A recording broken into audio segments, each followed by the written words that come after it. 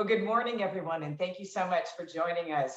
I'm Janet Riley, co-founder of Clinic by the Bay and co-owner of the San Francisco Examiner and the Nob Hill Gazette, and a proud University of California Regent. It is my great honor this morning to introduce our next speaker. Senator Alex Padilla's life story is really the story of the American dream.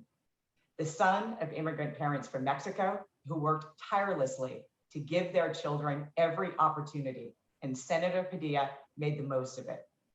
Although he graduated with an engineering degree from MIT, Senator Padilla would ultimately find his calling in public service, working to address the gross social and racial inequities he witnessed growing up in Los Angeles. He has been a trailblazer and a highly respected leader. He was the first Latino elected to the Los Angeles City Council, the first Latino Secretary of State, and the first Latino to represent California in the United States Senate. He also served 2 terms in the California State Senate. There's so much more to Senator Padilla's inspiring life story, but we have a limited time with him this morning, so let's focus on hearing from him. To lead the conversation with Senator Padilla, it is my honor to introduce Mona Pasquill-Rogers from Facebook. Mona is herself a trailblazer who has dedicated much of her life and her career to public service. So please welcome Mona Pasquill-Rogers and Senator Alex Padilla. Thank you, Janet. Welcome, everyone. Welcome, Senator. Wow, it is so great to see you here. We're also happy to see you here. It has been a whirlwind 6 months. Tell us a little bit about those last 6 months. Well, it's whirlwind is a pretty good word for it. So good to see you, Mona, and thank you, Janet, for the very kind introduction. It's been a whirlwind on a number of fronts, but a lot of issues with unprecedented times that we're living in, and through it all, just imagine some of the reflection that I've been able to do as a proud son of immigrants. As Janet mentioned, my parents came to the United States, not just to the United States, to California in the 1960s, like so many others in pursuit of the American dream. I tell the story. They came from different regions of Mexico. They met in Los Angeles. They fell in love, decided to get married, and applied for green cards in that order. And I thank the U.S. government every day for approving those applications, because if they would have been denied, no doubt my life story would be a lot different. So been blessed with a tremendous amount of opportunities throughout my life, from getting a good education, proud product of public schools in Los Angeles, to that mechanical engineering degree from the Massachusetts Institute of Technology before entering public service. Frankly, if you're curious as to why that leap, why that shift, it all comes down to Proposition 187. If you remember the political environment that was California in the year 1994. And that's, I think, still relevant today, not just because it was a motivator for my public service career, but because we have in many ways come full circle in the debate, sadly, around immigration, the role of immigrants in the United States of America and in our economy, and the contributions of immigrants in the United States and our economy. But that's just one of many issues that have encapsulated these first 6 months. When I first started, when I was sworn in on January 20th, hours after the inauguration of President Biden and Vice President Harris, we're in the deepest throes in the COVID-19 pandemic. And so I'm proud that among the first actions I had a chance to take as a senator was to help craft and approve the American Rescue Plan, which is providing such desperately needed resources for working families, for small businesses. We've come a long way since then, especially in California. Vaccinations way up, positivity rates way down, and our economy is reopening. We're having conversations and debates about an infrastructure package, immigration reform, as we've touched on already, and literally in real time, our fundamental right to vote. Sad that we're relitigating our fundamental right to vote and access to the ballot in the year 2021, but that's what the environment is that we find ourselves in. And as California's former Secretary of State, proud to contribute to that debate and discussion with California policy, leading the way. We're proud leaders in so many areas, from climate to how we treat immigrants, and voting rights is second to none. So it's been a whirlwind, as you said. Oh, absolutely. So you touched on the many things and many issues that that our country is watching and looking at today. Can you give us a little bit more detail on your outlook on the infrastructure bill? Look, I'm actually pretty optimistic on the question of, are we going to get an infrastructure package? Infrastructure, like everything else, is colored by the 50-50 split Senate. It's a Democratic majority, 50-50 majority, right? Difficult to explain in math, but that's the case. And it's awfully helpful, especially given the F word, the filibuster, to have already been given the green light by the Senate parliamentarian to be able to do an infrastructure package through the reconciliation process, right? Not needing the 60 votes to overcome a filibuster, but doing it with a 50-vote majority, and our vice president casting a tie-breaking vote if that's what's necessary. Look, you're all smart. You've been keeping up with the news. You know that there's efforts to create an infrastructure package on a bipartisan basis, which either would be a little bit or a lot of it more limited in scope, which I think is in some ways a shame. We have a golden opportunity not just to invest in our nation's infrastructure, but to think bigger, to think more bold, and address issues like climate, for example, through strategic investments in our infrastructure. So I'm definitely in the camp of, investing more, not less, and adopting a broader definition of infrastructure, not limiting it to, highways, bridges, and tunnels. As much as we need to invest in transportation, we also need to be smart in investing in our water infrastructure, our electrical grid, broadband deployments, our healthcare infrastructure, education, housing, and so much more. So I think it's increasingly likely that we're going to see sort of a two-part package, an initial package that will be done on a bipartisan basis, and there's certainly nothing wrong with that. But following that up with partisan, if it has to be, but a much more significant package that addresses some of the other priority areas of investing in infrastructure. Great. You've talked so much over the years about immigration reform, and what are your thoughts? Do you think we'll see comprehensive immigration reform? And what are your thoughts on President Biden's early approach to immigration? Yeah. So another area where I'm, guardedly optimistic, but still optimistic for a couple of reasons. And want to underscore, not only is it sort of personal to me, given my life's journey, but it's absolutely in the best interest of our nation to update our state's immigration laws and offer a pathway to citizenship for the millions of undocumented immigrants who have been living in the United States, working, paying taxes, contributing to the economy and the resilience of the United States. Quick fun fact, did you know that adult undocumented immigrants in the United States have been here on average 18 years? 18 years, think about that. That's a very different population than the individuals and families and unaccompanied minors that have been coming to the southern border in the last few months seeking asylum. Undocumented immigrants in the United States deserve better than to live in fear of deportation.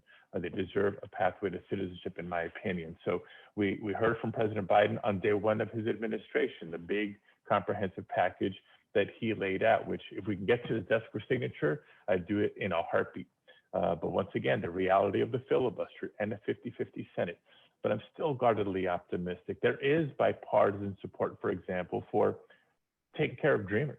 That's good. That's not everything that we need, but that gives us hope that we can build on that. There's bipartisan support for better treatment of farm workers, right? A large concentration of undocumented immigrants that make up our agricultural labor force. So, we can find an agreement there. Let's continue to build on that. I think I've contributed to the conversation with the first bill I introduced as a senator, the Citizenship for Essential Workers Act. Think about all the government recognized essential workers that have been on the front lines throughout the pandemic, people in healthcare, in construction, in transportation, in childcare, in agriculture, food processing, and more. I mean, if we're honest with ourselves, they've been essential since long before the pandemic, but especially during the pandemic, they've haven't been able to Zoom from home. They've put their health, their lives, and that of their families on the line to keep the supply chain going. My God, they have earned the ability to live without fear of deportation and a pathway to citizenship. So if it's a couple of pieces or a more comprehensive package, I'm hopeful for some progress this year. And just remind us all that no state has more at stake in immigration policy than California. Wow, we are so lucky to have you in Washington, D.C. We've known each other a long time, and I remember when we met when you were the city council. You have always been a champion of voter access, transparency, and security. When you look at what's going on across the country, what are your thoughts, and are there chances? What are the chances of kind of federal action on the issue of voting? Yeah, well, look, let me start by reminding us all of what I think we're supposed to learn in high school government class, right? Our democracy works best when as many eligible people participate, period. And so in California, once again, proud of the leadership that we've demonstrated, not just on voting rights and access to the ballot, but also when it comes to election security and the integrity of our elections. They go hand in hand. And we've created in California the largest, most inclusive electorate of any state in the nation. So that for me is the blueprint. That's the roadmap for what we need across the country. It's beyond just that, the threat to our fundamental right to vote that we're seeing in states across the country. See what's happening in Arizona with this bogus audit, in Texas, where it literally took, dozens of Texas legislators walking out of session to break quorum to get in the way of voter suppression laws advancing there. You look at what's happened in Alabama and Georgia, so many other states. It's beyond that, it's dangerous. And it's not an exaggeration, look, I'm still here in the Capitol where the January 6th insurrection is still palpable. It's still felt. The trauma is still fresh. And I bring that up because what was the premise of the January 6th insurrection? The big lie, conspiracy theories, outright lies about the integrity of our elections. If we thought that has all gone by the wayside because Trump is no longer in office, we're wrong. Right? Trump is gone, but Trumpism clearly is not. And you see the hundreds and hundreds of bills that have been introduced in states across the country to make it harder, not easier, for people to vote under the false pretext of voter fraud. It's wrong. And once again, subject to the debate here in the Senate. So we'll know later today whether we're able to get sufficient votes necessarily simply to have a discussion and a debate on the Senate floor. This should not be partisan, but sadly it's become that. Can we get at least 10 Republicans to agree with the 50 Democrats to allow for a debate and discussion on not just defending the right to vote, but strengthening the right to vote in America? It is fundamental and so critical. Great.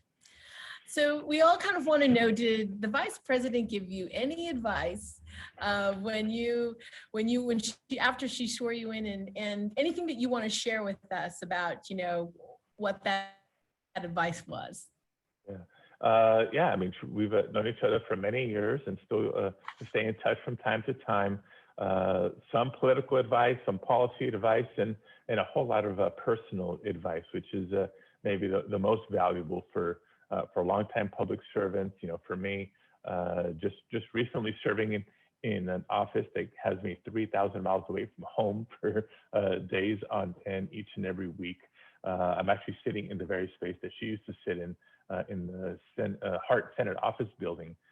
So a lot of it is, stick to your values. Don't be shy. That was maybe one of the bigger ones. You may be a freshman and there's this seniority dynamic in the United States Senate, but damn it, we're from California. We're the most populous state in the nation, represents the largest economy of any state in the nation. and are such thought leaders in so many policy areas. We yes, should be respectful. Let's get to know our colleagues, both sides of the aisle, to the extent that we can. But there's no probationary period. As soon as you get here, you're a full-fledged senator with a vote and a voice. And so I haven't been shy about weighing in with colleagues, whether it's on the Senate floor, in committee, in our offices, in the hallways, anywhere and everywhere, trying to put my shoulder into a lot of these key issues. Great advice. Well, speaking of family, it's tough being so far away, but, are your boys impressed that their dad is a U.S. Senator? On that note, happy belated Father's Day to any dads that are watching this event. Are my boys impressed? I mean, I like to think so. My oldest, Roman, is 14, so he kind of gets it, and had a chance to bring him into the Senate up in the gallery on a couple of debates earlier in the year. My youngest, Diego, yeah, he's based on some of the artwork he's been making me, I think he's digging having a senator as a dad. But a little inside scoop, I brought the family with me to Washington for several weeks in February, March. The boys were still on Zoom school, so as long as there was Wi-Fi, they could have been anywhere. So we thought we'd try to make the most of a difficult COVID experience. Try to invite them into the office, into the Capitol a couple of times. Not ashamed to say the snowball fights were a lot more popular than going with Dad to the office in the Capitol. So if that's any indicator, I think they're respectful of me being a senator, but maybe in time they'll get the full appreciation for it. Oh, that's amazing. It reminds me of a young girl that I met years ago who hadn't ever been to the state capitol, imagine, let alone the United States Capitol. And she looked around at the walls and she said, I didn't know girls could have an office like this. I mean, she was new to this country. She and her mom were visiting. So, Senator, can you give us some inspiration? To have you there is an honor. It's for on behalf of all Californians. We are so honored. But give us some words of advice to have a great day as we look forward. But in everything that we do, especially businesses in our state, there's someone who's counting on us and someone who's looking at how we handle things like that young girl. So before you leave today, and thank you for your time, give us some advice. Yeah, and if it's, the simple advice, and I'll back it up with sort of a story and a broader message here is, look, we all have opportunities to be leaders. You don't have to be an elected official to be a leader, whether it's at home, whether it's in business, whether it's in the community. We all have a voice. And by being business leaders, you're all recognized as leaders. So when you see something that's going right, speak out, stand up. When you see wrong being committed. I've been sharing this a lot with the rise in hate crimes, for example, not just, but especially targeting our AAPI community. We all have an obligation to stand up and to speak out. It's both an opportunity and responsibility I have each and every day here in the Senate. And here's the backdrop for why I'm feeling stronger and stronger about it, right? You don't get to be in the United States Senate from where I come from by taking anything for granted. You think about my life story and trajectory. My parents, as we mentioned earlier, came from Mexico in the 1960s in pursuit of the American dream. For 40 years, my dad did work as a short order cook. So I've been asked about this by some of my colleagues, like, really, was he some kind of chef? Or no, he scrambled eggs and he flipped pancakes like every day for 40 years. And for the same 40 years, my mom used to clean houses. And to think that in one generation, I have a sister who's gone from being a TA to a teacher to a principal to now working in administration for the Los Angeles Unified School District. I have a younger brother who's a chief of staff to the Los Angeles City Council president. We're all in public service. That's not a coincidence given the values we were raised with, but I, yes, as a middle child, get to serve in the United States Senate. Like in one generation, that's my family's journey. That's our story. And as proud as I am, I'm also humbled because it's only symbolic of the millions and millions of other family journeys and family stories that are out there. And now I get to bring that firsthand experience, to bring that perspective to the deliberations of the United States Senate. Has it been heard before? Probably. Nearly enough? Absolutely not. And now I get to do that each and every day. So in my way, I'm not going to throw away my shot. I'm going to use my voice, and I invite all of you, not just to be satisfied with being successful in business, but to use your voice to make California and our nation a better place. Senator, thank you so much. Have a wonderful day. Thanks, everybody. Stay safe.